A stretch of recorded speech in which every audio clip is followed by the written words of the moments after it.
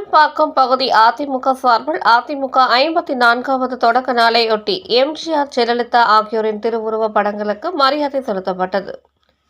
அதிமுகவின் 54வது ஆண்டு துவக்க நாளை தமிழகம் முழுவதும் அதிமுக சார்பில் கட்சி கொடி கம்பங்களுக்கு வண்ணம் பூசியும், புதிய கொடி கம்பங்களை அமைத்து கட்சி கொடியை ஏற்றி வைத்தும், எம்ஜிஆர், ஜெயலலிதா படங்களுக்கு மாலை அணிவித்தும் மரியாதை செலுத்தியும், தொண்டர்களுக்கு இனிப்பும், ஏழைகளுக்கு அன்னதானம் மற்றும் நலத்திட்ட உதவிகள் வழங்கியும் விழாவை சிறப்பிக்க வேண்டும் அதிமுக கட்சி தலைமை அறிக்கையில் தெரிவிக்கப்பட்டுள்ளது.